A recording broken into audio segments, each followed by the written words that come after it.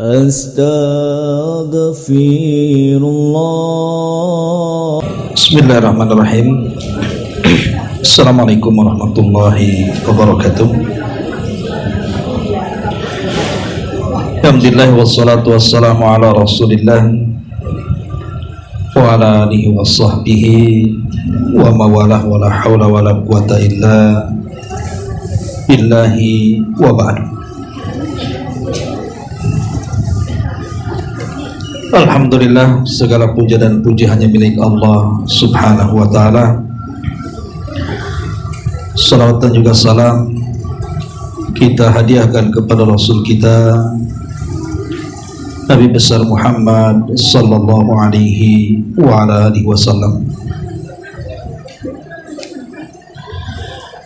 Kita lanjutkan kajian kita, masih membahas kitab Al-Libas, kitab yang bicara tentang pakaian,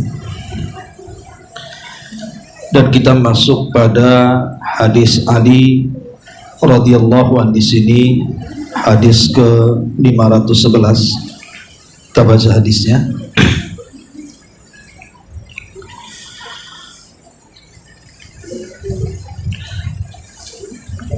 Wa an Ali radhiyallahu anhu qala kasani Nabi sallallahu alaihi wasallam hullatan siyara fa kharajtu fiha fa ra'aitul ghadaba fi wajhihi fa syaqqaqtuha baina nisa'i muttafaqun alaihi. Dari Ali radhiyallahu anhu, dia berkata, Nabi sallallahu alaihi wasallam pernah memberiku pakaian dari campuran sutra. Lalu aku keluar dengan menggunakan pakaian itu, dan kulihat kemarahan di wajah beliau, maka aku pun membagikan pakaian itu kepada para wanita di rumahku. Hadis ini disepakati Bukhari dan Muslim. Kemudian hadis berikutnya, An Abi Musa radhiyallahu an anna Nabiy sallallahu alaihi wasallam qala uhilla adh-dhahabu wal hariru li inathi ummati wa hurrima ala dhukurihim. Rawahu Ahmad wan Nasa'i wa Tirmidzi wa sahahahu. Dari Abu Musa radhiyallahu an bahwa Nabi sallallahu alaihi wasallam bersabda, emas dan sutra itu dihalalkan bagi kaum wanita dari umatku, tapi diharamkan bagi kaum pria dari umatku. Hadis ini diriwayatkan Imam Ahmad, Nasa'i, Tirmidzi, dan hadis ini disahihkan oleh Al-Imam At-Tirmidzi rahimahullahu ta'ala. Ma'asyiral muslimat yang dimuliakan Allah subhanahu wa ta'ala, hadis ini menjelaskan tentang larangan yang sangat keras, khususnya bagi kaum laki-laki menggunakan sutra dan juga menggunakan emas, tapi dua-duanya dihalalkan bagi kaum wanita. Ini menunjukkan bahwa syariat ini disyariatkan oleh Allah subhanahu wa ta'ala, disesuaikan dengan maslahat masing-masing. Kenapa kemudian emas dan sutra itu dihalalkan kaum wanita? Karena memang fitrah dari kaum wanita itu memang berhias, dan fitrah laki-laki tidak seperti itu. Makanya kemudian Allah subhanahu wa ta'ala membagi pakaian laki-laki tersendiri dan wanita juga tersendiri. Adapun kenapa emas dan juga sutra itu diharamkan bagi laki-laki, sebagian para ulama mencari alasannya. Pertama, li syaddi dari'ati, untuk syaddi dari'ah. Syaddi dari'ah itu artinya menghalangi sesuatu sebelum terjadinya. Dalam hal ini adalah at-tasyabbuh bin nisa. Karena kalau laki-laki menggunakan emas itu dikhawatirkan akan menyerupai wanita, makanya dilarang. Dan Nabi SAW sangat tegas dalam masalah ini bahwa laki-laki tidak boleh sama dengan wanita, bahkan dilaknat laki-laki yang menyerupai wanita ataupun sebaliknya. Ada juga yang mengatakan khusus emas, kenapa laki-laki dilarang tidak boleh menggunakan emas dan bagi wanita dibolehkan? Karena laki-laki ini kalau menggunakan emas menunjukkan al-israf wal khuyala. Karena ada israf. Israf itu artinya berlebihan dan menunjukkan kesombongan. Adapun kaum wanita memang hajatnya untuk itu, menggunakan emas untuk mempercantik di hadapan suaminya.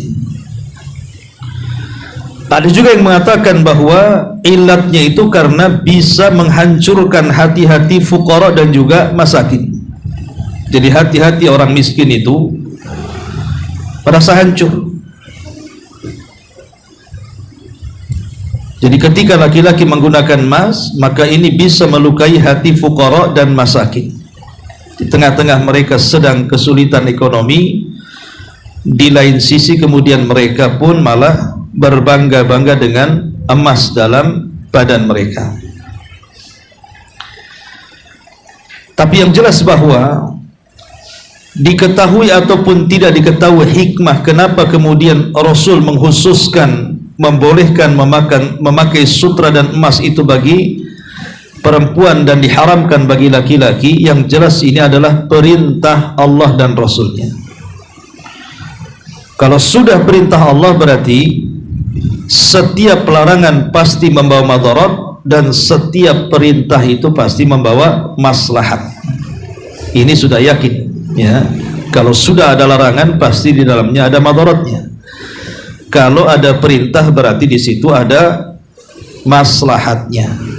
Nah, ketika kemudian laki-laki dilarang untuk menggunakan emas ataupun kain sutra, berarti memang ada madaratnya di situ. Tapi kalau bagi wanita memang dirukhsahkan, artinya ada keringanan karena memang disesuaikan dengan fitrah kaum wanita. Ma'asyiral muslimat yang dimuliakan Allah Subhanahu wa taala, apalagi kalau kita melihat sisi yang lain tentang penyakit hati. Bisa saja mungkin dengan menggunakan emas itu bagi laki-laki itu bisa menjadikan dia sombong, menjadikan dia ujub. Karena terkadang pakaian ini juga mewariskan perkara-perkara yang seperti itu. Atau justru dikhawatirkan dia memiliki sifat al-unutha, keperempuanan, dikhawatirkan mungkin jadi ya semacam banci dan yang semacamnya. Taib, itu diantara faedah diantara hadis yang kita baca di sini. Kemudian masuk hadis berikutnya. Nabi SAW bersabda dari hadis Imran ibn Husain radhiyallahu anhuma, anna Rasulullah sallallahu alaihi wasallam qala innallaha yuhibbu idza an'ama ala abdihi an yara athara ni'matihi alaihi. Dari Imran ibn Husain radhiyallahu an, Nabi sallallahu alaihi wasallam bersabda, sungguh Allah sangat senang bila memberikan satu nikmat kepada hambanya, dia melihat bekas nikmatnya itu pada dirinya. Jadi Allah itu suka Kalau seandainya Allah subhanahu wa ta'ala memberikan nikmat kepada hambanya, dia melihat bekas nikmatnya, artinya menampakkan nikmatnya. Karena Allah subhanahu wa ta'ala mengatakan fabi ni'mati rabbika fahaddits, maka dengan nikmat Allah tampakkan nikmat itu. Ma'asyiral muslimat yang dimuliakan Allah azza wa jalla, nikmat itu kan ada dua macamnya. Ada yang disebut dengan nikmat ukhrawi, ada yang disebut dengan nikmat duniawi. Jadi nikmat itu terbagi dua. Ada nikmat yang berkaitan dengan akhirat, ada nikmat yang berkaitan dengan dunia. Adapun nikmat yang berkaitan dengan akhirat, ya seperti contohnya hidayah. Hidayah itu nikmat yang paling besar yang Allah subhanahu wa ta'ala anugerahkan kepada kita. Makanya penduduk sorga ketika masuk ke dalam sorga, mereka sangat bersyukur dengan hidayah. Apa ucapan penduduk sorga? Alhamdulillahilladzi hadana lihada wa ma kunna linahtadiya laulaan hadanallah. Segala puja dan puji hanya milik Allah yang telah memberikan hidayah Islam. Sebab kalau seandainya bukan karena hidayah Islam, tentu kami akan tersesat. Jadi hidayah Islam itu sebuah nikmat yang harus disyukuri. Kemudian di sana ada hidayatul iman. Lebih khusus lagi, ada hidayatul Islam dan ada hidayatul iman. Kemudian di sana juga ada namanya nikmat iman, nikmat ilmu. Jadi ilmu juga bagian daripada nikmat ukhrawi. Karena dengan ilmu itu kita bisa beribadah kepada Allah subhanahu wa ta'ala. Termasuk amal soleh. Amal soleh itu bagian daripada nikmat ukhrawi. Ibu bisa sholat, bisa puasa, bisa sedekah, bisa ngaji, bisa zikir, bisa baca Quran. Itu bagian daripada nikmat Allah yang besar. Karena banyak di antara kaum muslimin yang mereka tidak dapat nikmat ini. Ada yang masih tidak sholat, ada yang masih tidak baca Quran, ada yang malas hadir di majelis ilmu, ada yang malas berzikir, dan begitu seterusnya. Jadi kalau seandainya Allah berikan kemudahan untuk beramal soleh, bersyukurlah. Artinya Allah masih berikan taufik kepada kita. Termasuk juga kita bisa al-amru bil ma'ruf wa nahyu anil munkar. Kita bisa mengajak orang untuk berbuat baik, mencegah manusia dari kemungkaran. Itu sebuah nikmat. Karena ada orang yang sampai tingkat dayus, membiarkan kemaksiatan di hadapannya itu tidak dilakukannya dengan cara mencegahnya. Maka kalau orang masih bisa diberikan oleh Allah kemampuan untuk mengajak manusia kepada kebaikan, mencegah kemungkaran, itu sebuah nikmat yang Allah anugerahkan kepada kita. Dan banyak lagi. Itu namanya nikmat ukhrawi namanya. Lah di sana ada nikmat duniawi yang harus disyukuri juga, seperti Allah berikan ibu kesehatan. Alhamdulillah kita masih diberikan kesehatan. Orang lain diberikan banyak penyakit, ibu masih sehat walaupun usianya sudah tua umpamanya kan. Ataupun nikmat pakaian. Allah subhanahu wa ta'ala masih memberikan nikmat pakaian kepada kita, sehingga dengan pakaian ini kita bisa menutup aurat kita. Maka bersyukurlah kita masih diberikan pakaian. Karena ada saudara-saudara kita yang di hutan-hutan itu masih belum menggunakan pakaian. Kemudian juga nikmat jabatan. Jabatan itu nikmat, kepemimpinan itu nikmat. Maka bersyukurlah orang yang diberikan jabatan dan juga kepemimpinan, gunakan jabatan itu di jalan Allah subhanahu wa ta'ala. Kemudian juga harta. Harta itu bagian nikmat yang Allah anugerahkan kepada kita. Maka kalau masih dimudahkan untuk mencari rezeki, masih dimudahkan untuk bisa mencari usaha untuk kehidupan, maka bersyukurlah. Kemudian juga nikmat makanan, minuman, ini juga bagian nikmat duniawi. Alhamdulillah masih bisa makan, masih bisa minum. Termasuk juga Allah berikan bentuk yang baik kepada kita. Mungkin laki-laki yang tampan, wanita yang cantik, dan begitu seterusnya. Lah itu semua disebut nikmat duniawi. Lah nikmat-nikmat ini disebutkan dalam hadis yang kita bahas di sini, bahwa Allah Subhanahu wa taala itu suka kalau seandainya nikmat itu ditampakkan. Maka di sini Allah Subhanahu wa taala mengatakan, innallaha yuhibbu idza an'ama ala abdihi nikmatan an yara athara nikmatihi alaihi. Jadi Allah itu suka terhadap hamba yang diberikan nikmat, kemudian dia menampakkan nikmatnya. Maksudnya menampakkan nikmat itu apa? Ya. Kalau seandainya Allah Subhanahu wa taala diberikan nikmat ukhrawi, umpamanya nikmat akhirat seperti hidayatul Islam. Apa sih makna Islam itu? Maka di antara kandungan Islam itu adalah Islam itu man salimal muslimuna min lisanihi wa yadihi. Jadi orang dikatakan Islam itu adalah orang yang selamat orang lain dari lisannya dan dari tangannya. Sehingga bentuk menampakkan nikmat Islam itu jangan mengganggu orang lain. Tampakkan, jaga lisannya, jangan menyakiti orang, jangan menggibah orang, jangan membenci orang, jangan kemudian mengadu domba orang, dan begitu seterusnya. Itu bentuk menampakkan nikmat Islam, membawa keamanan. Ataupun tidak mencuri barang orang, tidak mengambil hak orang, dan begitu seterusnya. Jadi tampakkan. Kalau ibu-ibu punya ilmu, tampakkan dengan ilmunya.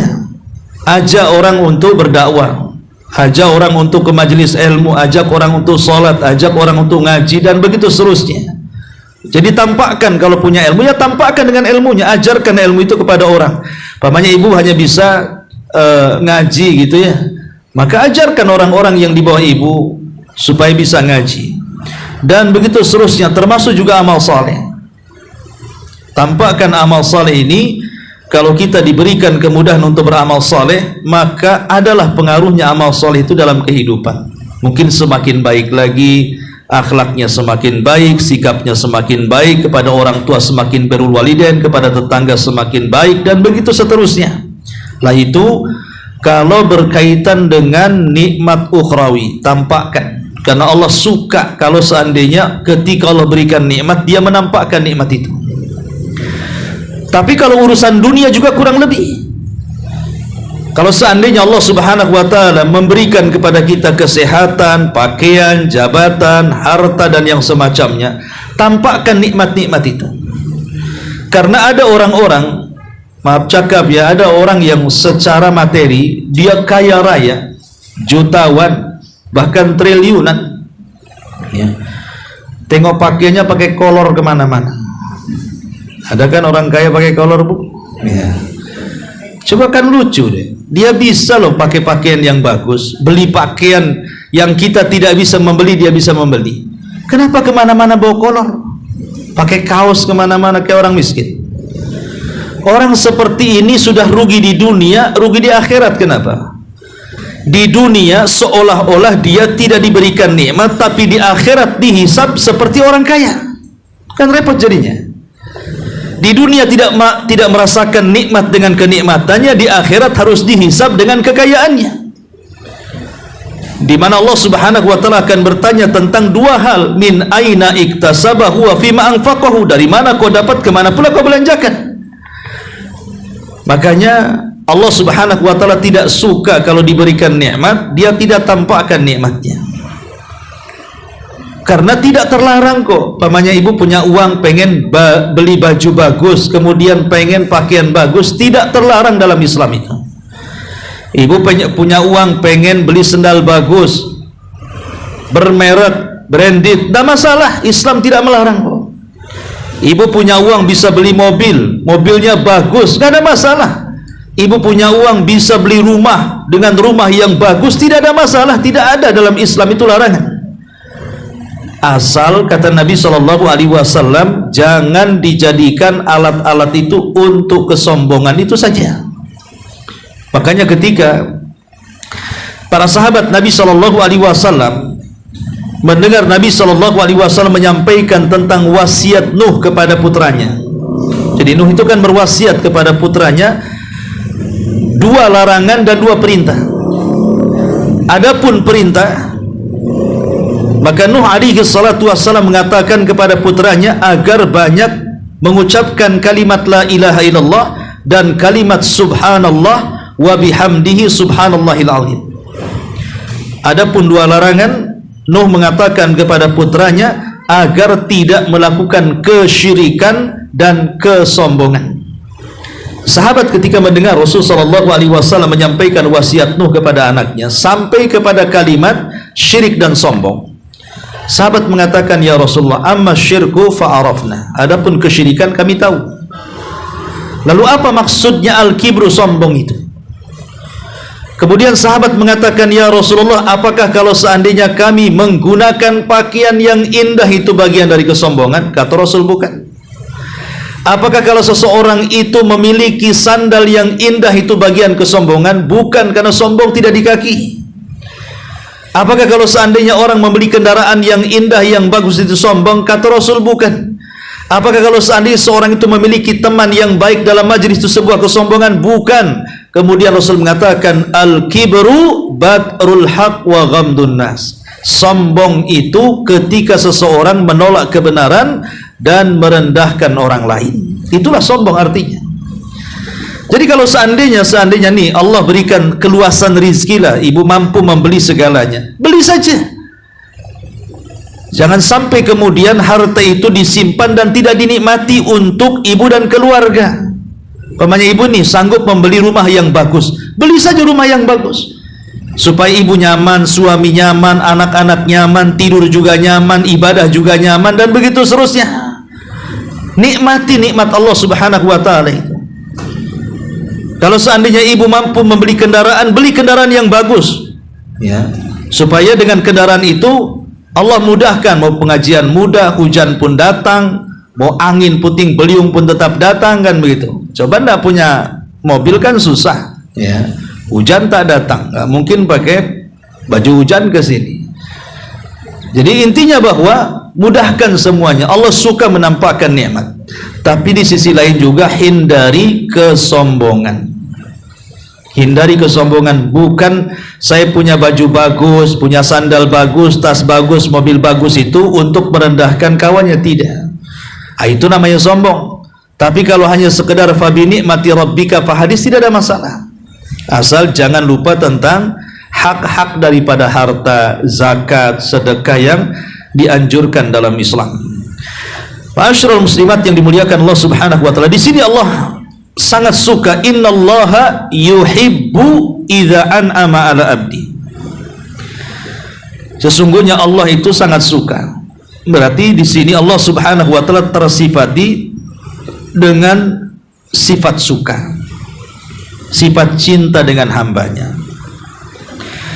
Dan kalau Allah subhanahu wa ta'ala sudah cinta dengan hambanya, maka beruntunglah hamba-hamba yang dicintai Allah subhanahu wa ta'ala. Kenapa? Karena Allah kalau suka dengan kita pasti akan mengajak para malaikatnya untuk ikut suka dengan kita. Dan kalau sudah mengajak para malaikatnya suka dengan kita, Allah pun tanamkan kepada makhluk yang ada di bumi supaya cinta dengan kita. Jadi Allah kalau suka dengan hambanya tidak suka sendirian, dia mengajak malaikatnya dan mengajak makhluk yang ada di langit dan bumi supaya suka dengan kita tuh. Makanya carilah sesuatu yang disukai oleh Allah subhanahu wa ta'ala. Salah satunya adalah dengan cara menampakkan nikmat.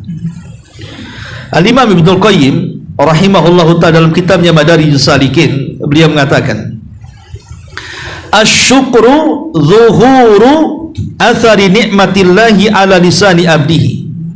Syukur adalah menunjukkan adanya nikmat pada dirinya yang Allah anugerahkan melalui lisannya, melalui lisan hambanya. Dengan cara apa? Thana'an wa'tirafan wa ala qalbihi syuhudan wa mahabbatan wa ala jawarihi inqiyadan wa ta'atan.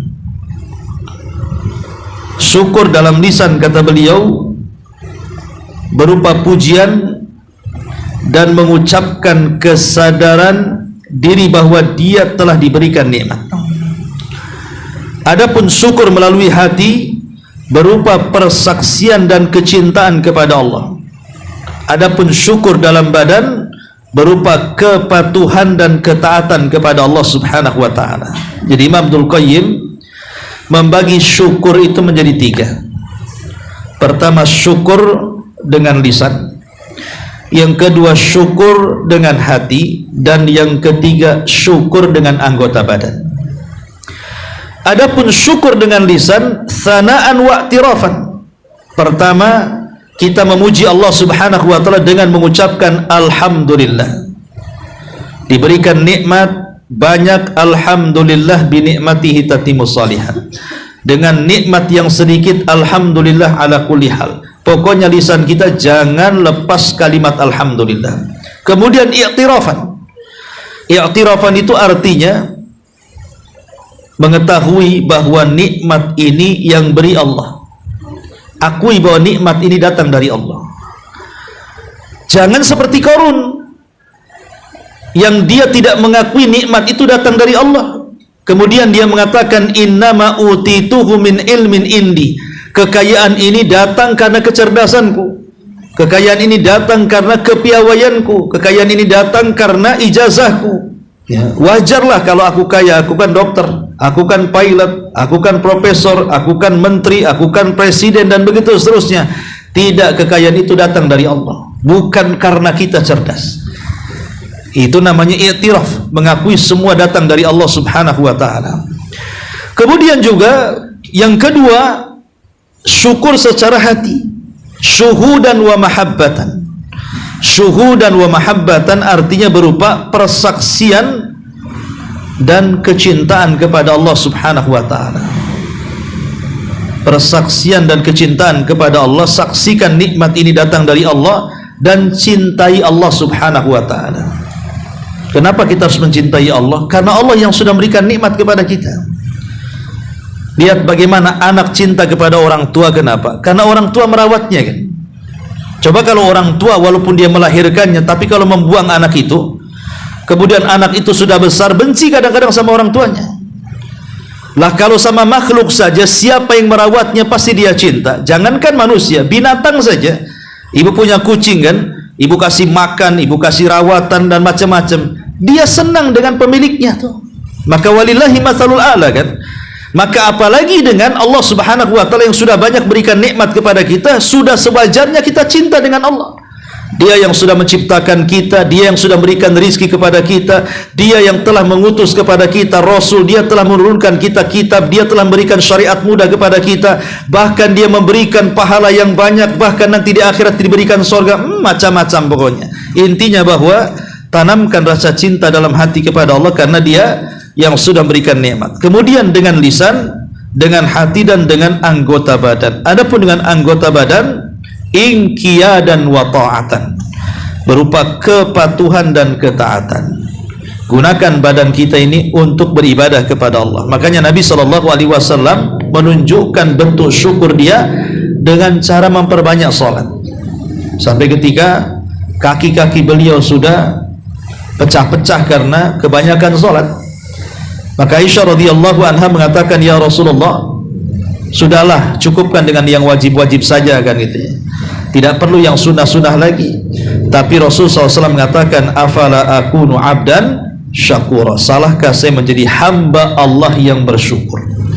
Maka bentuk syukur perbuatan itu dengan cara ketundukan dan ketaatan dengan perintah Allah Subhanahu wa taala. Masyarul muslimat yang dimuliakan Allah Subhanahu wa taala. Di sini Rasul mengatakan, innallaha yuhibbu idza an'ama ala abdihi ni'matan an yara athara ni'matihi alaihi. Allah suka apabila Allah memberikan nikmat kepada hambanya sebuah nikmat, hamba itu menampakkan bekas nikmatnya kepadanya. Lebih luas lagi bicara tentang nikmat ini.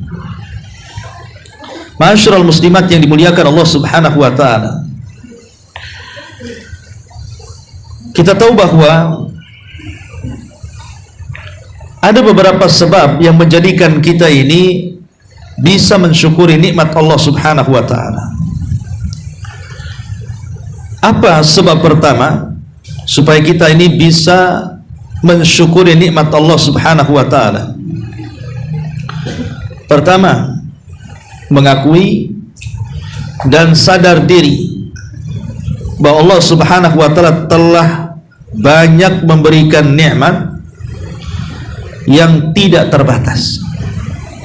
Makanya Allah Subhanahu wa taala mengatakan, wa in ta'uddu nikmatallahi la tuhsuha. Kalau engkau hendak menghitung nikmat Allah, tidak mungkin terhitung.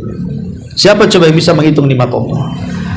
Jangankan jauh-jauh lah Bu, anggota badan kita sajalah ya, dari kepala sampai kaki, Ibu ngaca di situ. Coba bagaimana Allah berikan nikmat kedua mata kita bisa melihat. Coba Ibu lihat di kaca itu bagaimana telinga kita bisa mendengar, lisan kita bisa bicara, kaki kita bisa melangkah, kemudian otak kita bisa berpikir, tangan kita bisa bekerja, dan begitu seterusnya. Tapi lihat kepada orang-orang yang Allah hilangkan satu nikmatnya, umpamanya tengok orang buta sementara kita melihat, lihat orang tuli sementara kita mendengar, lihatlah orang-orang yang bisu sementara kita bicara. Maka dari sini penting kita melihat ke bawah, jangan pernah melihat ke atas. Sebab kalau pernah melihat ke atas tidak akan bersyukur sama sekali. Kemudian yang kedua, setelah kita mengakui dan sadar diri bahwa nikmat Allah itu begitu banyak kepada kita sampai tidak terhingga, dan kalau seandainya dihitung pun tidak akan sanggup menghitungnya, ya. Maka yang kedua, senantiasa berterima kasih kepada Allah Subhanahu wa taala. Berterima kasih dengan Allah Subhanahu wa taala dengan cara mensyukuri siapapun yang telah memberikan nikmat kepada kita, walaupun dia sebagai sebab nikmat dari Allah Subhanahu wa taala.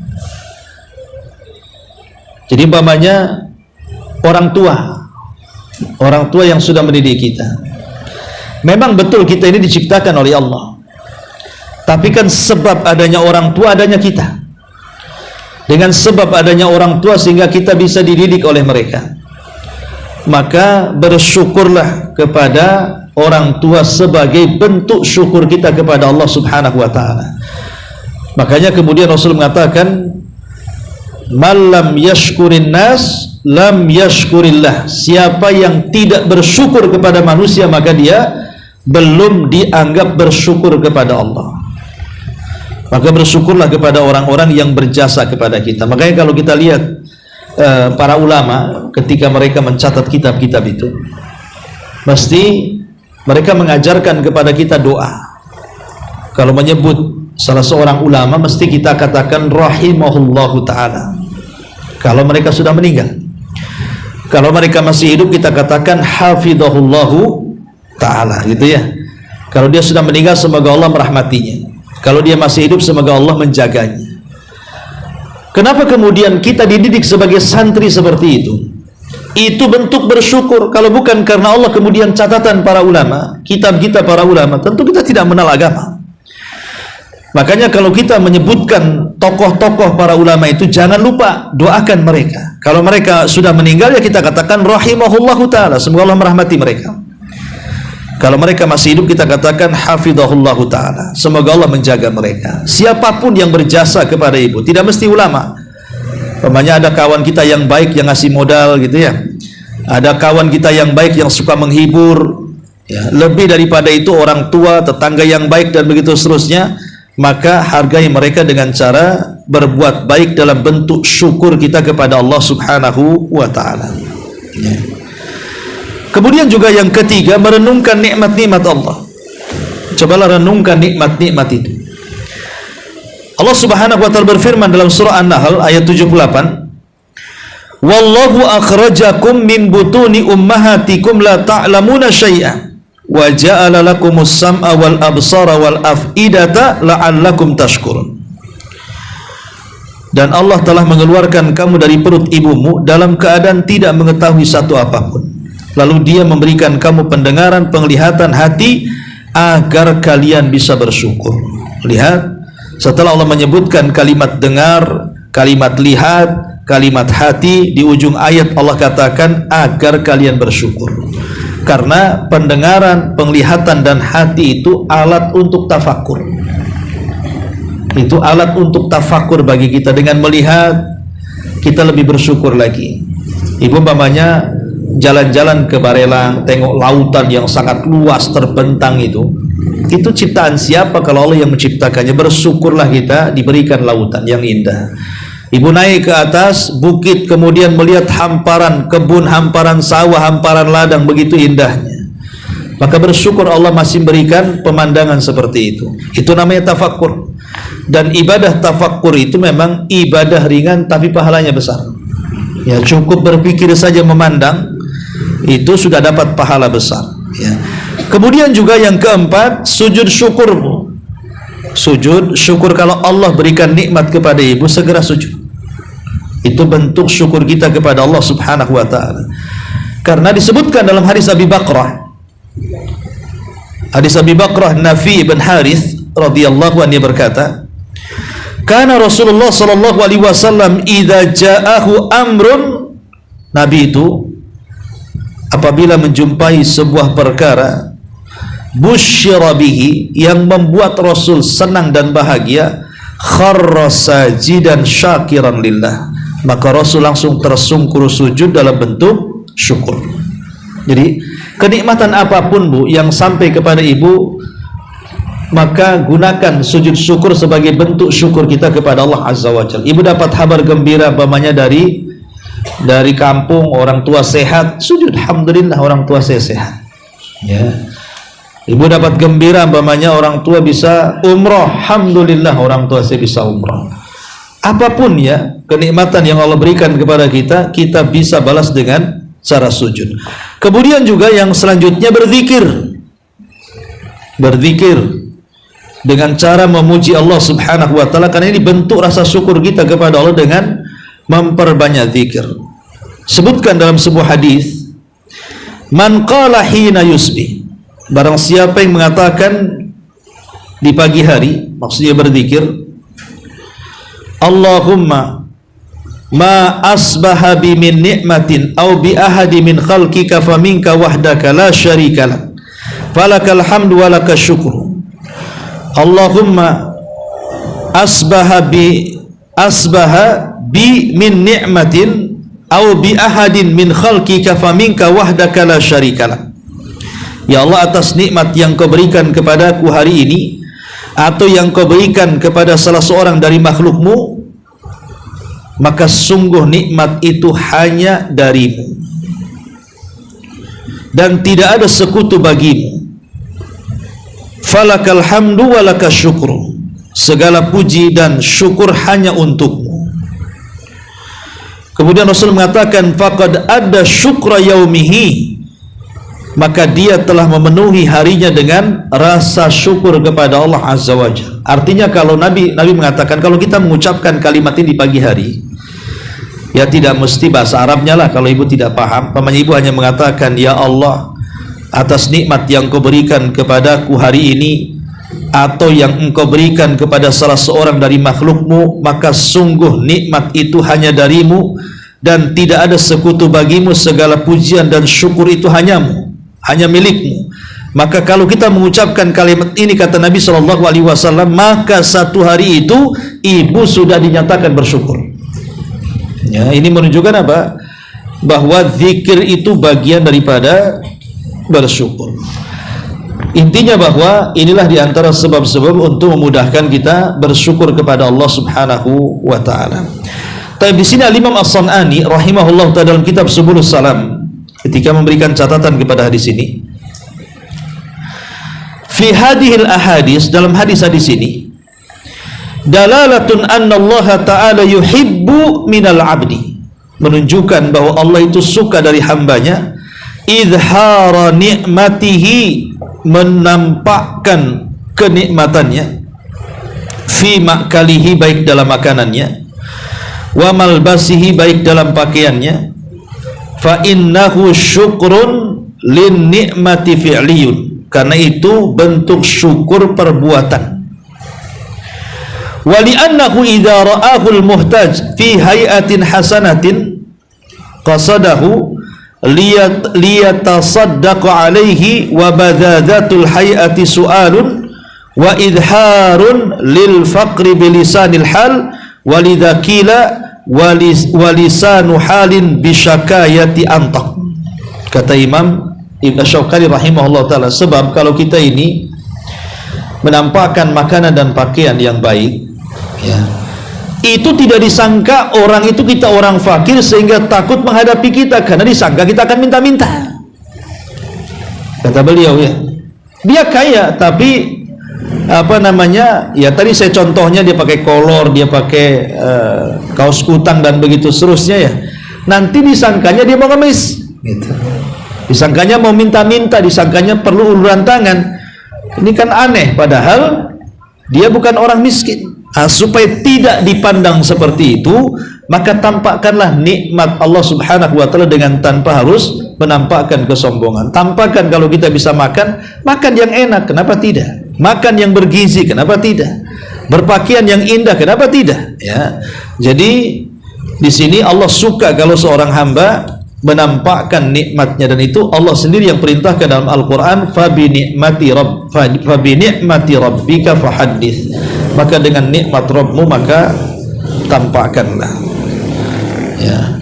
Wallahu a'lam. Ya, ini diantara 3 hadis yang bisa kita kaji di pagi ini. Tapi sebelum saya tutup, silakan kalau ada yang mau bertanya. Iya, silakan.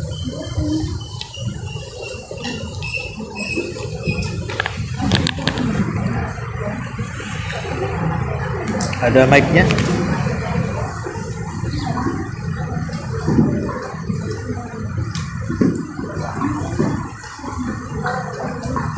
Bismillahirrahmanirrahim. Assalamualaikum Ustaz. Ya, waalaikumsalam. Ana ingin bertanya, dalam bersyukur, dalam bentuk bersujud, apakah dalam kita mendapatkan nikmat itu ketika kita tiba-tiba bersujud itu, apakah harus ada itu wudu atau spontanitas gitu, Ustaz? Assalamualaikum. Waalaikumsalam. Betul. Iya, untuk sujud syukur itu berbeda dengan sujud yang lainnya. Pertama, sujud syukur itu hanya dilakukan 1 kali, ya. Lain dengan sujud dalam sholat kan dilakukan 2 kali kan, ada duduk di antara 2 sujud. Tapi sujud syukur tidak. Jadi ketika mendapatkan kabar tentang sebuah kebaikan, langsung sujud 1 kali. Apakah ada bacaan-bacaan dalam sujud syukur itu? Ya. Ada yang mengatakan tidak ada bacaan, ya sujud-sujud saja dalam bentuk syukur kita kepada Allah. Yang kedua, kalaupun ada bacaan, ambillah bacaan-bacaan yang umum dalam sujud. Subhana rabbiyal a'la. Nah, itu kalau memang mau membaca sesuatu. Tapi sebagian para mengatakan tidak, cukup sujud saja dalam bentuk syukur kita kepada Allah subhanahu wa ta'ala. Jadi dia tidak diharuskan untuk bersuci, berwudu dulu, tidak, spontanitas saja. Spontanitas kita langsung sujud dalam bentuk syukur kita kepada Allah subhanahu wa ta'ala, dan tidak diliputi dengan tempat, tidak harus lari ke musola, ke masjid dulu, tidak. Dimanapun kita bisa sujud, ya, selama tempat itu memang bukan hammam, tempat kamar mandi yang banyak najis gitu kan, maka dibolehkan, ya. Wallahu a'lam. Bismillahirrahmanirrahim warahmatullahi wabarakatuh. Waalaikumsalam. Tadi saya menjelaskan bahwa yang namanya nikmat Allah itu harus kita tampakkan. Kemungkinan ada yang muskil di sini adalah kekhawatiran kita ingin menampakkan nikmat-nikmat Allah itu, kita khawatir akan dibilangin oleh orang bahwa kita itu pamer, Ustaz. Itu bagaimana, Ustaz? Ya, alhamdulillah. Tujuan kita hanyalah Allah subhanahu wa ta'ala, bukan manusia, ya. Karena seandainya kita tidak menampakkan nikmat pun, kata manusia akan berbeda lagi. Pamannya ibu takut dianggap pamer, akhirnya ibu sederhana saja. Kata orang kaya kok kayak gitu pakaiannya, kayak orang miskin saja. Hidup di masyarakat ini serba salah, ya. Susah kalau tidak dibicarakan, itu susah. Pasti ibu dibicarakan. Makanya saya katakan ada perkara yang semua orang tidak akan selamat. Apa itu? Ucapan manusia. Manusia tidak akan selamat dari ucapan manusia. Ibu mau sederhana, ya dibilang bakhil, pelit, kaya kok kayak gitu pakaiannya. Ibu kemudian beli pakaian yang bagus, dibilang sombong, sombong kali, aku pun bisa beli katanya. Dan begitu. Ibu telanjang malah dibilang orang gila, kayak nggak punya pakaian kan gitu. Jadi serba salah ya. Kita banyak berhubungan dengan manusia, dibilang kepo ya. Diam di rumah saja jangan-jangan kena penyakit kan gitu. Dengan apa lagi coba? Jadi susah gitu. Jadi intinya bahwa kita tidak perlu memandang manusia. Yang jelas Allah Subhanahu wa ta'ala tidak mengharamkan. Kenapa tidak? Itu saja masalahnya. Selama Allah tidak mengharamkan dan ini perkara mubah, apa sih yang salahnya di mana? Makanya sahabat sendiri menegaskan, apakah orang yang pakai sandal baru itu sombong wahai Rasul? Kata Rasul, tidak. Sombong kan tidak di kaki ya. Apakah yang pakai kendaraan bagus itu sombong? Tidak. Sombong itu bukan di kendaraan. Apakah yang pakai baju bagus itu sombong? Rasul, tidak. Sombong itu bukan di pakaian, tapi sombong itu di sini, kata Rasul. Sombong itu dalam hati, bukan di pakaian, bukan di sandal, bukan di kendaraan, bukan di rumah, bukan di barang-barang, bukan di tas, bukan. Ya, sombong itu di hati. Jadi lihat niat ketika hati ini ibu menggunakan pakaian bagus itu hatinya seperti apa. Kalau dengan pakaian itu membuat kemudian ibu merendahkan orang, itulah letak sombongnya. Kalau dengan tas itu sengaja ibu tidak lepas itunya kan, mereknya kan, digantung aja di situ kan. Memang tujuannya itu supaya tahu ini tas ini bukan tas, ini branded, ini tas mahal ini kan. Itu kan sudah lain lagi tujuannya kan. Innamal a'malu binniyat kan Bu. Jadi ini kembali kepada hati sebenarnya, bukan masalah benda-benda yang kita pakai. Benda-benda pakai itu perkara mubah saja ya, tapi yang jadi masalah itu hati kita. Wallahu a'lam.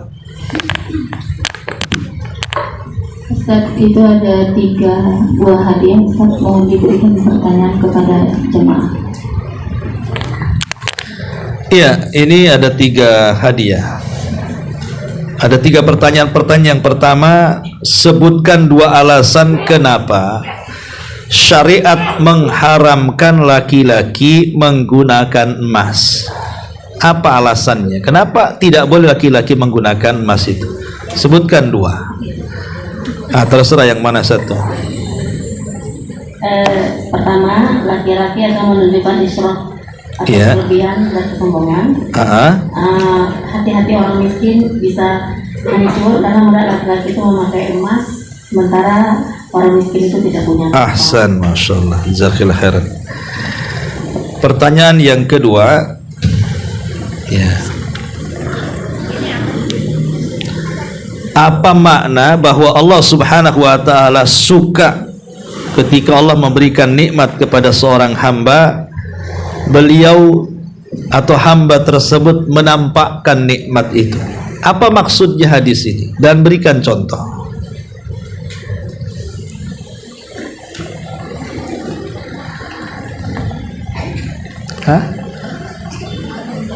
Nggak ada.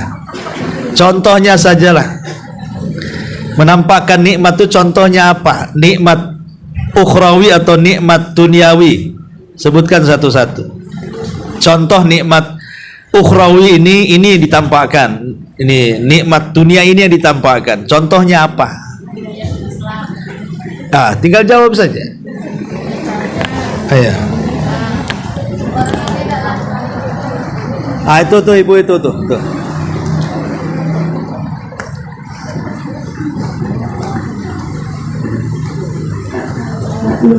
Ukhrawi kalau punya harta ditampakkan seperti bagus atau perhiasan. Sedangkan kalau itu nikmat apa itu? Nikmat duniawi. Nikmat ukhrawinya? Kalau keilmuan diajarkan. Ahsan, Masya Allah. Sebutkan 3 perkara supaya kita lebih bersyukur, atau cara mensyukuri nikmat Allah Subhanahu wa taala. Dengan cara apa kita ini mensyukuri nikmat Allah Subhanahu wa taala? Itu belakang tuh. Pertama, mengakui dan sadar diri. Dua, dan senantiasa rasa dan terima kasih kepada Allah yang bersyukurnya. Iya. Merenungkan nikmat-nikmat Allah. Empat, bersujud syukur.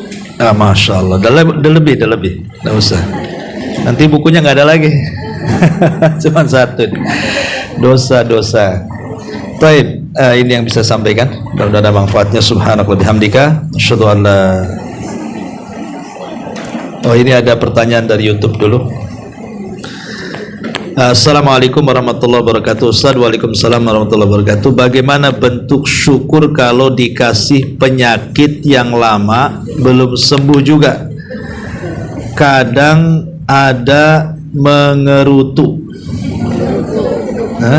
Menggerutu ya. Bagaimana bentuk syukur kalau dikasih penyakit yang lama belum sembuh? Kadang ada yang menggerutu. Iya. Kita tahu bahwa ada hadis Nabi SAW yang mengatakan ajaban li amril mu'min, sungguh mengherankan perkaranya orang yang beriman. In asabathu sarra syakara, kalau dia ditimpa sebuah nikmat dia bersyukur, itu lebih baik bagi dia. Wa in asabathu dharra sabara fakana khairan lah, kalau ditimpa madarat ataupun hal-hal yang menyakitkan bagi kehidupannya, maka dia pun sabar. Dan dua-duanya baik bagi seorang yang beriman. Artinya bagi seorang yang beriman itu ditimpa musibah ya baik, ditimpa nikmat yang baik, karena dua-duanya pasti ada pelajaran di situ. Tetapi ketika seseorang kemudian ditimpa musibah, tingkatan yang paling tinggi adalah ketika dia bisa bersyukur dari musibah yang menimpanya. Jadi bukan bersabar lagi. Tingkatannya bukan bersabar atas musibah, tapi bersyukur atas musibah. Maksud bersyukur di atas musibah itu maksudnya gimana? Maksudnya bersyukur itu syukuri kalau memang itu penyakit dalam badan, dari badan-badan yang belum tersentuh penyakit, dan bersabar dengan penyakit yang ada dalam badan. Seperti contohnya Urwah ini ditimpa sebuah penyakit gula, diabetes bahasa kitanya. Kemudian harus diamputasi salah satu kakinya. Ketika hendak diamputasi, sang tabib mengatakan, wahai Urwah, engkau akan merasakan sakit yang luar biasa, sebaiknya minumlah khamr, supaya saat yang diamputasi itu kau tidak merasakan apapun. Karena di zaman itu kan gak ada bius ya, jadi harus minum khamr, minum arak. Jadi Urwah mengatakan tidak mau, sebab kalau Allah takdirkan aku mati, nanti aku mati di atas khamr, itu sama dengan su'ul khatimah kata. Jadi sang dokter mengatakan, lalu bagaimana caranya supaya engkau tidak merasakan sakit? Karena hanya itu caranya. Bukankah Islam membolehkan seseorang itu menggunakan hal-hal yang haram dalam posisi darurat? Maka Urwah mengatakan, sebaiknya kau potong saat aku sholat katanya. Aku ambil wudhu, saat aku sedang sholat 2 rakaat wudhu, kau potong di situ. Kalau Allah takdirkan aku mati, berarti aku mati di atas sholat. Betul, ketika dia sedang sholat dipotong. Ya namanya dipotong ya sakit tuh. Walaupun sedang apapun dia tetap sakit. Khusyuk apapun tetap sakit kan betul. Jadi ketika dipotong banyak keluar darah, kemudian sakit yang luar biasa, pingsanlah Urwah ini saat sholat itu. Ketika sedang pingsan, kemudian berusaha sang tabib menyadarkan Urwah. Ketika sadar, jadi Urwah pun kemudian terbangun. Rupanya datang seseorang memberitahu, wahai Urwah, semoga Allah Subhanahu wa ta'ala memberikan balasan akan musibah yang menimpamu, putramu meninggal dunia. Itu kabar itu dihabarkan ketika Urwah siuman, baru saja diamputasi. Menunjukkan apa? Terkadang musibah itu beruntun kan. Kakinya hilang, tahu-tahu anaknya pula hilang. Itulah sifat musibah. Kadang-kadang satu belum selesai, datang pula yang lainnya. Ya, tapi yakini bahwa setiap musibah itu tidak mungkin Allah berikan pasti kita akan mampu untuk menanggungnya. Karena tidak mungkin Allah itu membebani di luar kemampuannya. Tapi Urwah kemudian hanya tersenyum dan mengatakan alhamdulillah. Jadi sang tabib heran. Kenapa Urwah mengatakan alhamdulillah ala kulli hal? Ya, padahal dia ditimpa dua musibah sekaligus.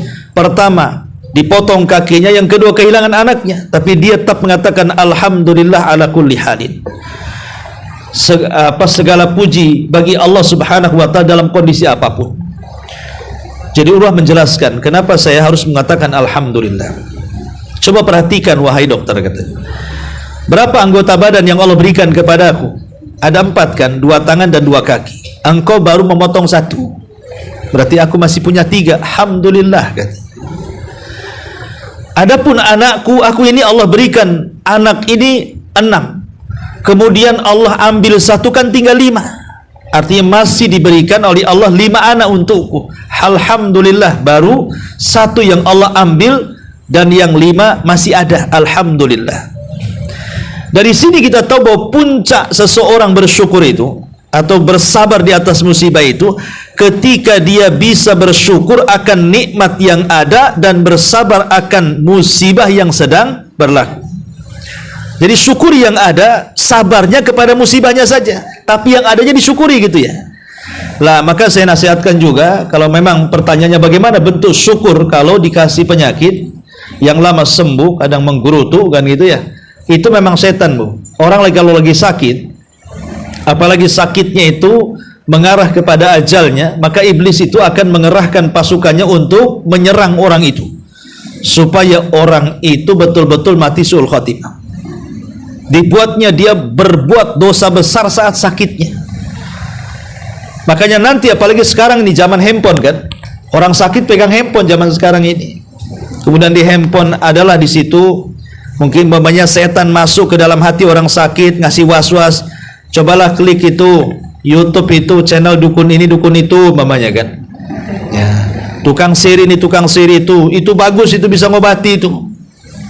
Nah, akhirnya kemudian orang sakit nengoklah itu YouTube-nya, nengok internetnya, padahal tahu dukun itu penipu kan ya.